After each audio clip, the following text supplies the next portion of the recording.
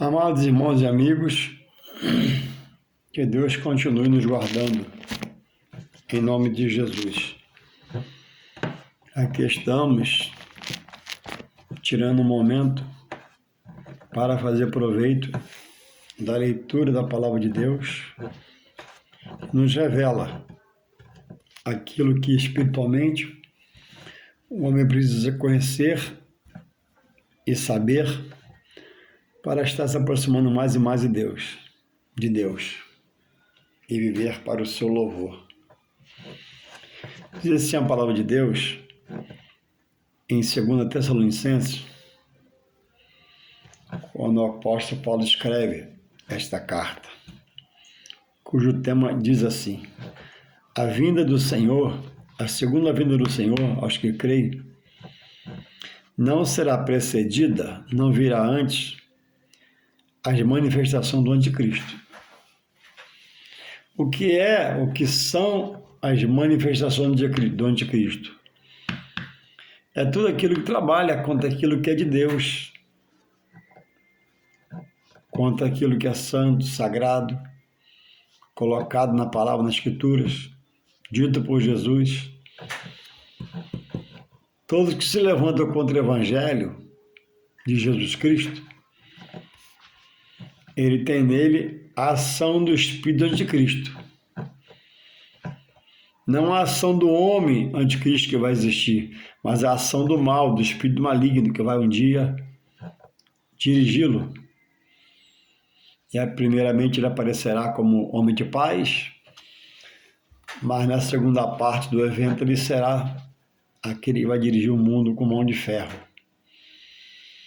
E todos terão que se curvar a ele. Vivemos, nesses dias, muita dureza de coração da cerviz em relação às coisas de Deus. Então diz aqui Paulo, intitulando o capítulo 2 de 2 Tessalonicenses, capítulo 2, a vinda de Cristo não será precedida da manifestação do anticristo. Então, Cristo virá, promessa buscar os seus. Mas antes dele chegar, como a gente vê hoje, haverá mais e mais manifestações contra tudo que é de Cristo, que ele falou, que ele pregou, que ele deixou como doutrina para o homem viver e estar nele e chegar a Deus, que ele é o caminho, a verdade e a vida. Então está escrito aqui assim, Paulo aos Tessalonicenses: ora, irmãos, rogamo-vos pela vinda de nosso Senhor Jesus Cristo e pela nossa reunião com Ele, que não vos movais facilmente do vosso entendimento, nem vos perturbeis, quer por espírito, quer por palavra, quer por epístolas, como de nós, como se o dia de Cristo estivesse já perto.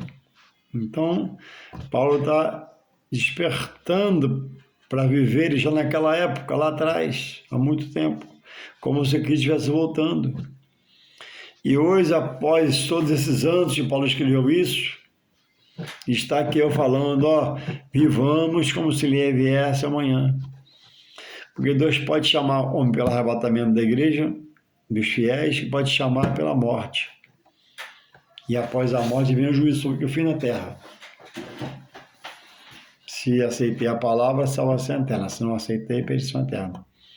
Então ele diz aqui, que não vos movais facilmente no seu espírito, não seja pessoa perturbada, variante no pensamento acerca da fé em Deus,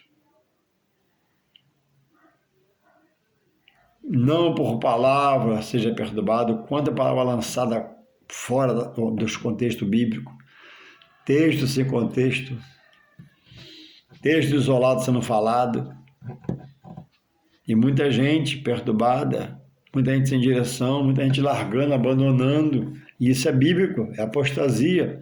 Jesus falou que não viria o fim, em Mateus 24, sem que antes não houvesse apostasia. E muitos têm largado, abandonado a casa do Senhor, dizendo-se enganado, porque não procuraram se aplicar a Deus, da palavra, e agora veio o momento da perturbação, da heresia, do Espírito de Cristo está reinando, e não tem condições de sair, porque não há conhecimento.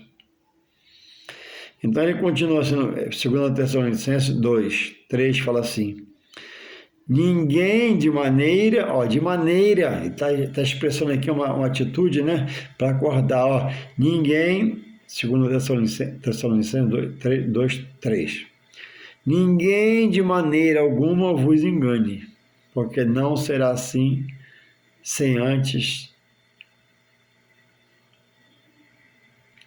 Ninguém de maneira alguma vos engane, porque não será assim sem que antes venha a apostasia. A apostasia é você deixar de crer, abandonar a sua fé, olhar para tudo e não olhar para a palavra de Deus, que é a verdade e justiça.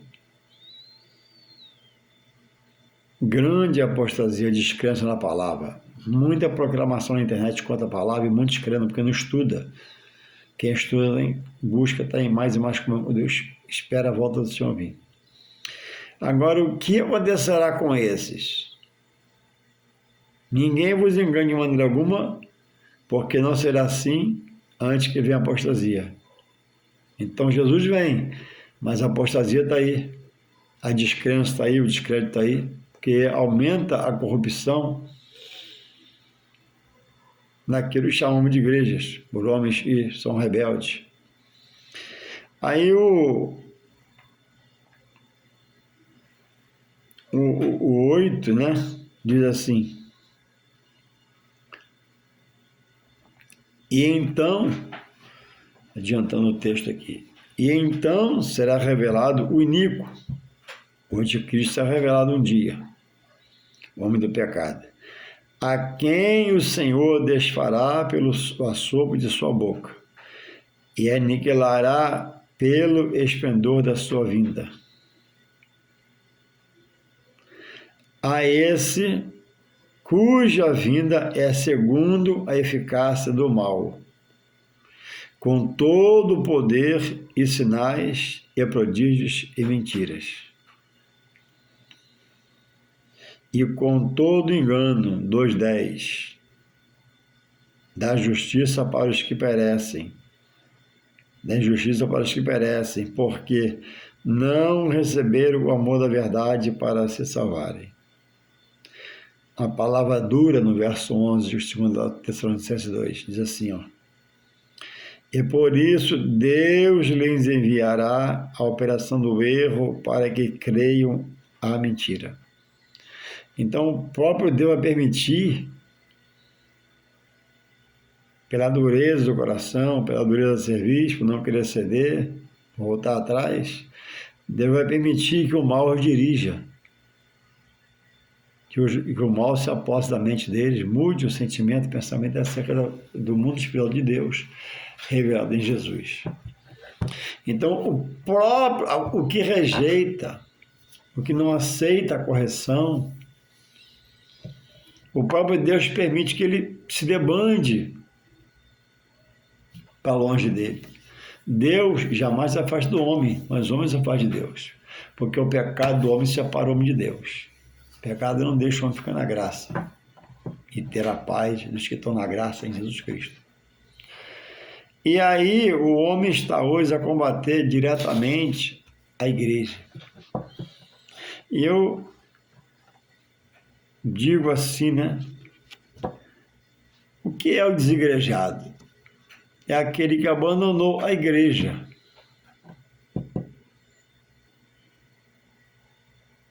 Como ele vê, né? Ele diz que eles interpretam que toda estrutura religiosa são desnecessárias. Defendem que a fé cristã pode ser exercida desvinculada totalmente da igreja. A igreja é uma instituição divina criada por Deus, do alto, divina, celeste, não é da terra. A igreja é o local criado para o homem ser corpo dela em Jesus Cristo. A igreja é o templo, é a igreja. Templo do Espírito Santo é outra coisa. Eu sou templo do Espírito Santo. Eu faço parte do corpo da igreja que Cristo é o cabeça. O homem não é o cabeça da igreja. Então o homem tem rejeitado o templo, lugar de adoração. Pode adorar em casa, pode, mas não é a mesma coisa. Então eles rejeitam, né? Tudo que é estrutura da religião para poder cultuar a Deus, eles dizem desnecessário. Defende que a fé cristã pode ser exercida desvinculada totalmente da igreja. Não. A igreja é um local preparado por Deus. Eles abandonam a igreja, né? Mas não deixaram de crer em Cristo. Mas na sua, agora, visão humana, não na visão que dirige a igreja, que é a Espírito Santo de Deus. E na visão humana, ninguém ia vencer. E agora se reúne em uma casa, que é a sua igreja, sem placa de denominação. Eles combatem a placa de denominação, eles combatem tudo que está aí dentro, dizem que é coisa, né, do passado. Louvado seja Deus. Em 2 Crônicas 7,16, está lá escrito dessa forma na palavra de Deus. Por 2 Crônicas 7,16. Porque agora eu escolhi e santifiquei esta casa para que o meu nome esteja nela perpetuamente. Deus preparou a igreja na terra para o nome dele ser adorado, exaltado, santificado, glorificado pelos homens. E o mundo veja e queira fazer também o mesmo. Para que o meu nome esteja perpetuamente nela, na igreja. E ele diz em Crônicas 7,14, 2 Crônicas 7,14, que os olhos dele estariam perpetuamente, ou seja, diariamente, e o coração também, observando a obra de cada um de nós, pelos seus olhos, pelo coração, medindo o amor à obra. Jesus nunca combateu a igreja. Deus estabeleceu a igreja. O Espírito Santo revela a Pedro que Jesus é a cabeça da igreja, em Mateus 16, 18. Aí vem um homem, o que o homem diz? Igreja é coisa do homem, é coisa do passado, é coisa de ontem. Mas Paulo não foi usado por Deus para criar tantos outros ministérios onde ele foi? Por que você rejeita a palavra? Aí voltamos aqui a Tessalonicenses 2, verso 11. E por isso, por essa rejeição, por essa insanidade espiritual, o desrespeito, a chocarrice contra a igreja, diz aqui o 11, olha, e por isso Deus lhes enviará a operação do erro, para que creiam na mentira dos homens, nas ideias humanas, filosofias humanas. A Bíblia diz em Hebreus 12, 2, para nós olharmos para Jesus, o autor da fé. Não é o seu colega, não é a sua amigona, não é seu patrão, não é seu vizinho que vai dirigir você a Jesus, é o próprio Senhor pelo seu Espírito Santo. Louvado seja Deus. Como está a sua vida espiritual? Como diz os desigrejados, né? Mas o templo foi derrubado em 70, sim. Foi derrubado o templo, estrutura material orgânica, cimento, pedra, areia, que tinha na época. Mas o templo primeiro e maior é Jesus, nunca foi derrubado. Quando mataram ao terceiro dia, o Pai ressuscitou da morte e anda em nosso meio pela fé. Então não rejeite a igreja e as coisas consagradas na igreja, as coisas santificadas na igreja. Louvado seja Deus. Deus é bom o tempo todo. Deus é bom. Possamos acordar, despertar, para fazermos a boa obra de Deus. O desigrejado, ele se coloca fora da casa do Senhor. E a casa do Senhor é o lugar dele receber a doutrina do Senhor pela palavra, no culto da palavra, na escola dominical, na pregação, nos dias de culto. Quem rejeita a igreja, rejeita a palavra. A palavra remete o homem para a igreja. Aí ele adora a Deus e ouvir a palavra de Deus. Você sabia que, via de regra, com exceções poucas, a salvação minha e sua passa pela igreja? Para ser membro do corpo, o corpo é o corpo da igreja, que Cristo é a cabeça. O corpo você se reúne, se encontra, se abraça, resolve suas demandas, situações, bota a transparência na frente, faz como Deus manda em Jesus Cristo. Como é que você vai crescer na graça e conhecimento de Deus do mandou sem frequentar a igreja? Como é que você vai adorar a Deus sem frequentar a igreja? Em casa eu ando meu mesmo, em casa estou ligado na televisão, estou ligado no meu particular, no telefone, etc e tal. O templo em 70 foi derribado, sim, mas a glória da segunda casa, para quem quer ver espiritualmente, é Jesus, ela é maior do que a primeira. A primeira não tinha a pessoa direta do Senhor Jesus, mas a segunda, no Novo Testamento, Jesus é a cabeça do prédio, templo que um dia derrubaram. E ele, como igreja, pelos apóstolos, principalmente Paulo, edificou muitos templos. E Paulo pergunta, em Coríntios, 1 Coríntios 1:13. Houve uma confusão, desentendimento entre o povo de Deus, porque não estudavam.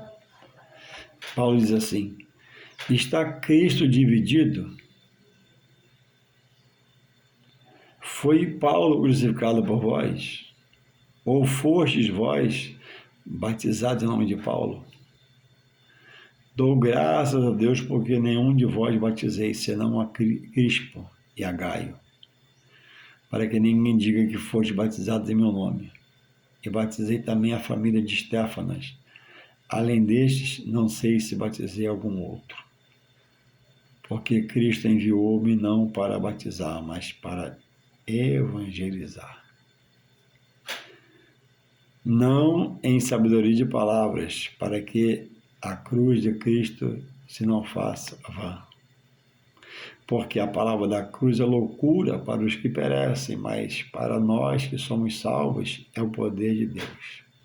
Então, para o que perece, por rejeitar a verdade de Deus, a justiça de Deus será sobre ele no dia do juízo e o condenará. Porque tem a palavra de Deus como loucura. Rejeita, pisa em cima, cospe em cima com as atitudes, com os atos. Pessoas que um dia estiveram na casa do Senhor, provaram que Ele é bom, justo e fiel, longânimo. Não o deixou, não o abandonou, mas abandonou o lugar que Ele deixou como missão. Para quem o diz ter no coração, está voltando, ter prazer de voltar a reconhecer como casa de oração, como ele disse, casa de Deus. Ele disse, quando expulsou os cambistas, a minha casa é chamada casa de oração, não convide de ladrões, salteadores, enganadores e mentirosos. Então, como você ousa rejeitar a igreja? Jesus, vou repetir, Jesus, vou repetir, Jesus. O próprio Deus,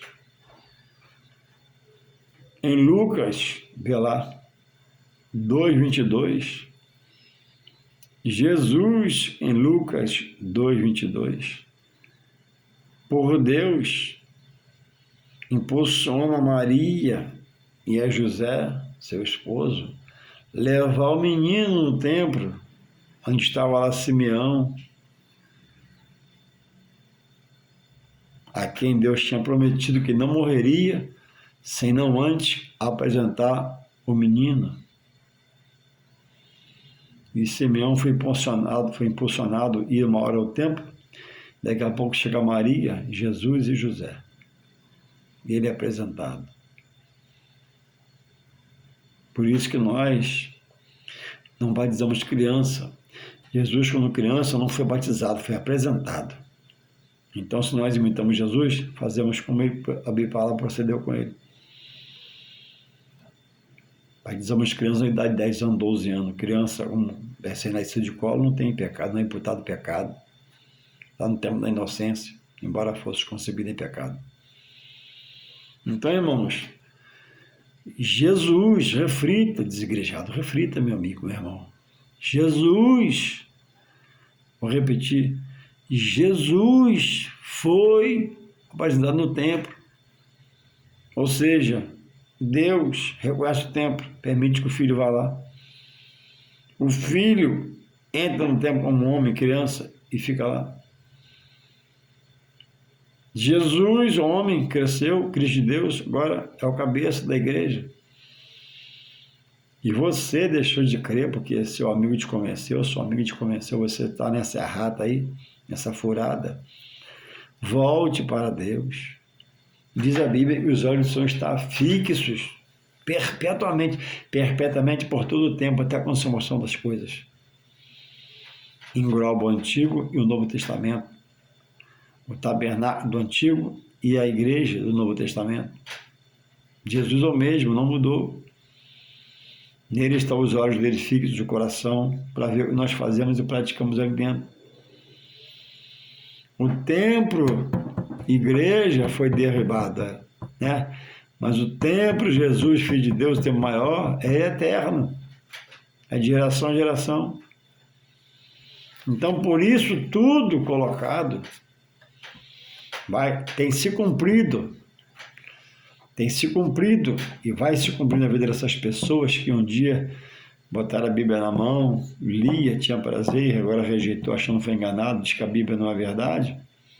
Vai se cumprir 2 Tessalonicenses 2:11, que diz: e por isso que essa rebeldia, por isso esse desinteresse, por isso estão renunciando à palavra de Deus, por isso, 2 Tessalonicenses 2:11, e por isso Deus, não é o apóstolo não, Deus lhes enviará a operação do erro para que creiam na mentira do homem, na palavra do homem, na voz do homem.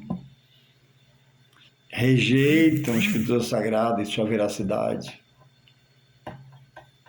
Rejeita a justiça que vem pela palavra e liberta, homem e salva para Deus. Rejeita o amor de Deus que com preço de sangue em Jesus Cristo derramou na cruz. E por essa rejeição pagarão um alto preço. Muitos não dará tempo de voltar para trás, pedir perdão e se consertar. Porque ninguém sabe o dia que Jesus vem.